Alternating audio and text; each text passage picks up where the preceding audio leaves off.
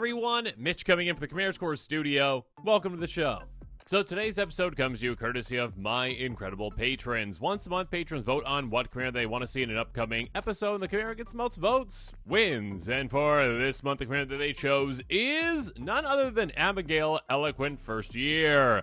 A spicy, incredibly powerful commander, a 1/1 bird bard with flying for strike and lifelink for 2 mana in Orzhov. When Abigale enters, up to one other target creature loses all abilities. Brutal. Put a flying counter, a first strike counter, and a lifelink counter on that creature. This is a commander that says, hey, you know what we're doing?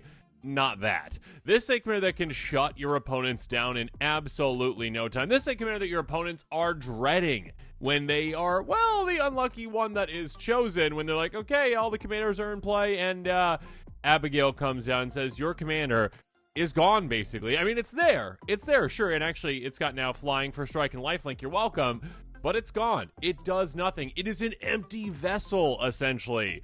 It is one that can absolutely shut down an entire strategy, an entire deck on its own, just by being played, essentially, once, until that opponent can get rid of their own commander and bring it back in a way. This is one, again, that essentially says, hey, you know what your plan was? You don't have a plan anymore. Because we're able to shut down an opponent's, well, I mean, commander, typically, decks are built around commanders, yes. Other types of creatures that decks might be built around as well. This shuts them all down very easily. Again, it is on ETB. Not a cast trigger requirement on this one, so you're able to just go, shut you down, shut you down, shut you down, blink, blink, blink, blink, blink. Yeah, we'll get to that here in a little bit. You can do some absolutely disgusting things. Yes, even on a budget. Make sure you check out that card list link in the description below. Now let's jump into the tactics. First up, tactic number 1. Yeah, you might have guessed it, but we're going to be blinking so many times. Cloud Shift, an instant for a single white mana. Exile target creature you control to return that card to the battlefield under your control. Again, simply by blinking our commander, we get that ETB again, and we turn another opponent's commander again into that empty vessel that does absolutely nothing. Flicker of Fate, the exact same thing, but blinking a creature or enchantment. Jeskar's Portal, blink it basically, and then all of a sudden, it also gains first strike until end of turn. Cool. Don't care. Anyways, liberate, remove a creature from the game. Yeah, I mean, this is just exile return, okay? Anyways, at the end of the turn, though, so a delayed blink effect. Long Road Home, again, a delayed blink effect that also gives our creature a counter. So cool. I guess our commander's a 2/2. Great. Otherworldly Journey, again, exact same thing. Cool. Doesn't really matter. We have the 2/2 instead of 1/1. I mean, it might come into play, but you know what we care about is the blink. Personify, a brand new card. Blink a creature, and then return to the battlefield. And also, hey, make a 1/1 shapeshifter. Awesome. I mean, we'll take the token. What we really care about is the blink. Slip on the ring. Blink a creature. The ring tempts you. Awesome. Some little value there. Another round. Being able to pay 3 mana essentially to blink all of our creatures, or 5 mana to blink them all twice, or 7 mana 3 times. You see where this is going. We can do this a lot of times, get a lot of value out of any ETBs we might have. And speaking of ETBs on creatures, well, our commander is not the only one, though some of these actually help us get our commander's ETB again. Charming Prince, 2/2, Human Noble for 2 mana, enters, scry 2, or gain 3 life, or blink a creature and bring it back at the end step. Yeah, we're going to be doing that one. Flicker Wisp, again, blink a creature, it's a 3/1 flyer for 3 mana, and then bring it back at the end step as well. Or any creature. Again, here's the thing with these two. When it comes to blink effects, they can actually be used offensively as well, or defensively against opponent's creatures, so do keep that in mind. Guardian of Girapor, a 3/3 angel with flying, ETB. Again, blinking an artifact or creature we control this time, bring it back at the end step. Restoration Angel, out of nowhere, flash, flying, 3/4. ETB, exile non-angel. Our commander is non-angel, obviously. It's a bird. It still has wings, not angel though. And bring it right back. Pegasus Guardian, a 3/3 Pegasus for 6 mana in total, but its adventure is just 2 mana. Basically, blink a creature, or sure, if we've got the Pegasus in play, yeah, we get to make 1/1 Pegasuses. Awesome. I mean, that can actually really build up throughout the game. But yeah, the more important thing is here, it's a blink effect. Now, you might be thinking we're done with Blink, but we're not done just yet, because we've got some repeat Blink effects, starting with Eldrazi Displacer, a 3/3 for 3 mana, pay 3 mana in total, blink another creature, and bring it right back. This is just basically pay 3 mana and blink an opponent's creature, which is absolutely amazing. Far Traveler, Repeatable. It's a background for 3 mana and white. Commander creatures you own have at the beginning of your end step, exile to 1 target tap creature you control from the battlefield under its owner's control. So yeah, basically, hey, did we swing with our commander? Yeah. Okay, cool. All of a sudden now you get to just go, oh yeah, blink it. Awesome. Or again, another one of our creatures maybe that has an ETB blink effect that can then blink our commander. Have fun. Gilrian Dunin Protector, a 2/3 human noble for 3 mana and white, pay 2 mana tap. Exile target creature you control, may return that card to the battlefield under its control. If you don't begin next end step, return that card to the battlefield under its control, a vigilance counter and a lifelink counter on it. Basically, right away blink or delayed blink, whatever it is, it's going to be good.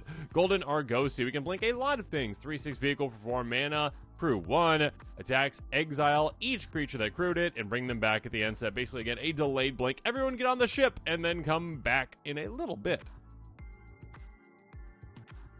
Next up, now we can actually turn this effect on its head, because again, our commander is good at shutting our opponent's creatures down and their strategies down, but also they can really, well, make our strategy even better, because we can take cards like Lupine Prototype, which sees absolutely no play, a 5/5 for just 2 mana, oh, but it can't attack or block unless the player has no cards in hand, which is incredibly rare, basically, for that to happen in a game of Commander, unless you're playing a discard deck, in which case you don't necessarily care about having a 5/5 in play.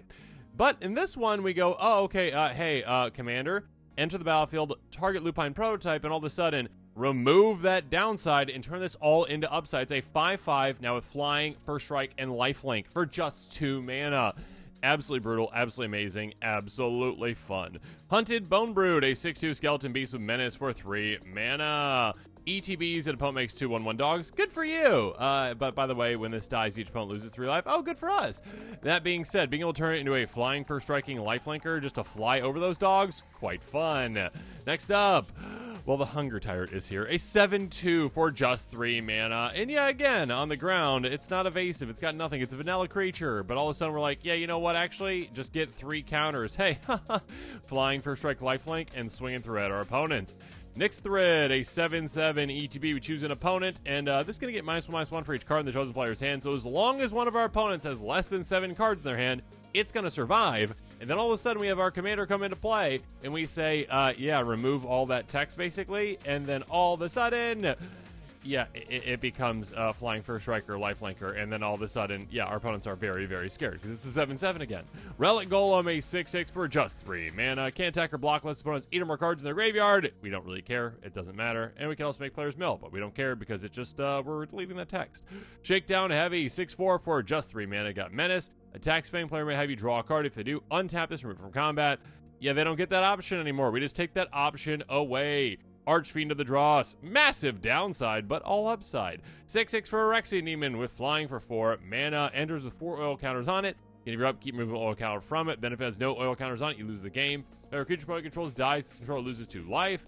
Yeah, so this is again all upside to start, essentially, but eventually we lose the game, but our commander says, no, that text doesn't matter at a certain point. So when we need to actually just blank this, we blank it. It becomes even better, basically. I mean, losing the whole opponent's, lose life for the creatures dying, but still, do it the opportune time. Desecration Demon, 6/6 flyer for 4 mana. At the end of each combat, any opponent may sacrifice a creature of their choice. If they do, we tap this, put a counter on it.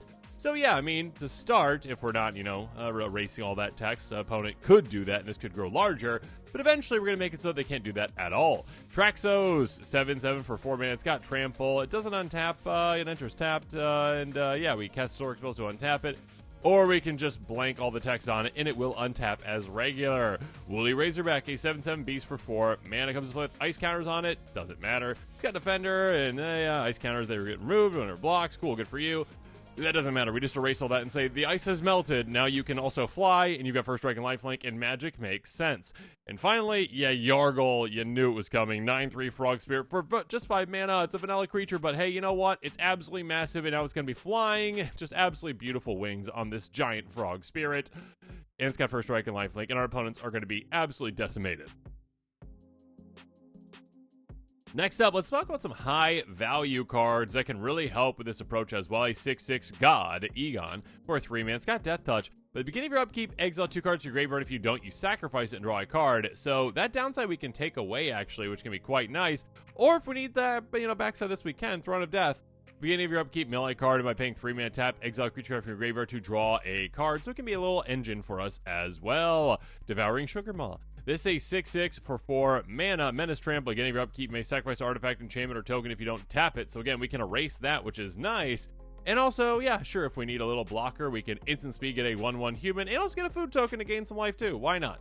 Then we've got Zoo Ifrit, and this one is a 2/3 human wizard for 3 mana. Tap, return target creature card from your graveyard to the battlefield. It's a skeleton, it has no abilities, activate as a sorcery. This kind of skips our commander step if need be. It's kind of like a secondary commander in a way for our creatures by being able to go, oh yeah, hey, that creature that we had that died, that's, again, has a massive downside, but it's a big body creature. Let's just get it back as a big body creature. So have fun with that. Of course, our commander can still ETB and give it flying first strike lifelink, but yeah, this kind of skips a step and helps us focus our commander on opponent's creatures more so. Moving on, let's talk about how to dig down through our deck. First up, Night's Whisper. 2 mana, draw 2, lose 2. Lovely. Sign in Blood, exact same thing, basically, but different mana value, and yeah, or mana cost, I should say. And being able to make an opponent do that, though, to win the game against them can be quite fun. Dire Sight, surveil 2, draw 2, lose 2. Nice. Read the Bones, exact same thing, but it's going to be scrying instead of surveilling. Then we've got Gix, Yawgmoth Praetor, so much fun. 3/3 Phyrexian Praetor for 3 mana. Creature deals combat damage to one of your opponents. Its controller may pay 1 life. If they do, they draw a card. So basically, again, we're making a bunch of evasive creatures. We're also making some of our opponents evasive creatures as well. So what we're going to be doing is encouraging opponents to swing at each other and us to swing at our opponents. And by the way, by paying 7 mana, we basically Villainous Wealth, which is going to be so much fun. Discarding X cards, exiling cards top opponent's library, and casting a lot of things for free. Your Temples Under Attack is a great one as well, very flexible. Can protect our creatures for 3 mana, giving them indestructible, or we can make a deal and we get to draw 2 cards, and the opponent gets to draw 2 cards too. You're welcome, opponent. Disciple of Bolas, though. ETB, sacrifice a creature, gain X life, draw X cards, or X that creature's power. Here we got some big body creatures, we can turn them into a massive card draw. Repeat, though. Shadowheart can help us with that too. By paying 2 mana, we tap, sacrifice a creature, draw X cards, or X that creature's power. Siphon Mine, such a brutal card. Everyone else discards a card. We draw a card for each card, discard this way. Basically, they're down 3 cards in total. We are up 3 cards in total. Lovely for us.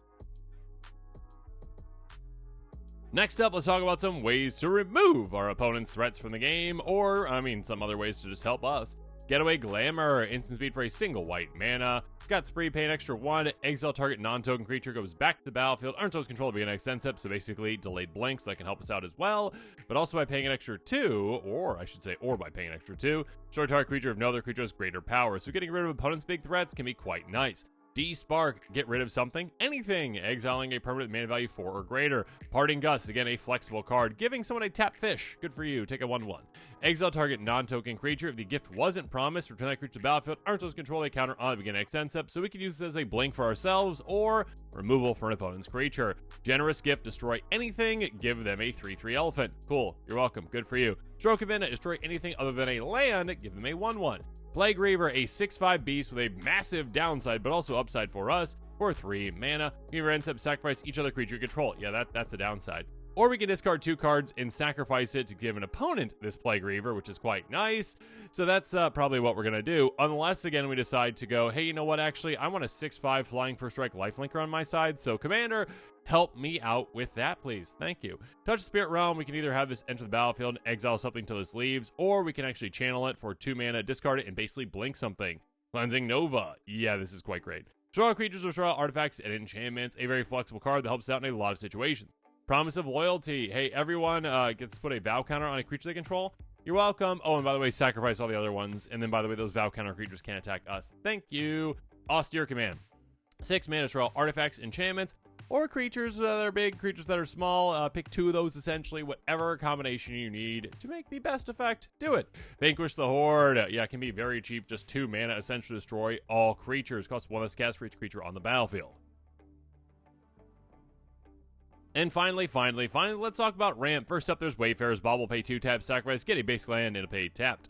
Then we got Everflowing Chalice. This costs 2 to tap for 1, 4 to tap for 2. It's very flexible, very awesome. Arcane Signet, speaking of awesome, costs 2, taps for 1 of our 2 colors. Charcoal Diamond, enters battlefield, taps for a black. Marble Diamond, exact same thing, but taps for a white. Belwar Stone, typically can tap for any color depending on our opponent's land situation. Mind Stone, taps for a color, so pay 1 tap, sacrifice to draw a card. Orzhov Signet can filter our mana into our colors. Talisman of Hierarchy can tap for a color or tap for 1 of our 2 colors, but at the cost of 1 damage to us. Oh no, that's fine. Warren Power Stone, though, we can tap for 2 mana. Enters the battlefield tapped at 3 mana. And with that, this episode is coming to a close. Comment below with your thoughts on it. And of course, as always, thanks again and have a good one.